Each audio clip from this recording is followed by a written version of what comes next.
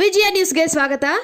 ಚಿಂತಾಮಣಿ ನಗರದ ಸಂತೆಯಲ್ಲಿ ಮಹಿಳೆ ತರಕಾರಿ ಖರೀದಿಸುವಾಗ ಹಿಂದೆಯಿಂದ ಬಂದ ಆಗಂತಕನು ಮಹಿಳೆಯ ಕುತ್ತಿಗೆಯಿಂದ ಮಾಂಗಲ್ಯ ಸರವನ್ನು ಕಿತ್ತುಕೊಂಡು ಪರಾರಿಯಾಗಿರುವ ಘಟನೆ ನಡೆದಿದೆ.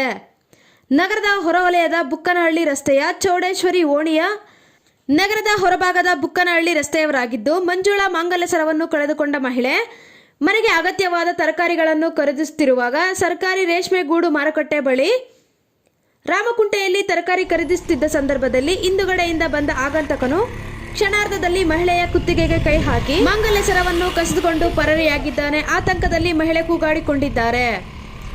ಈ ಕುರಿತು ನಗರದ ಪೊಲೀಸ್ ಠಾಣೆಗೆ ದೂರು ನೀಡಿದ್ದಾರೆ. ಸ್ಥಳಕ್ಕೆ ನಗರದ ಪೊಲೀಸರು ಭೇಟಿ ನೀಡಿ ಸ್ಥಳ ಪರಿಶೀಲನೆ ನಡೆಸಿದ್ದಾರೆ. ವಿಜಯ ನ್ಯೂಸ್, ಚಿಂತಾಮಣಿ.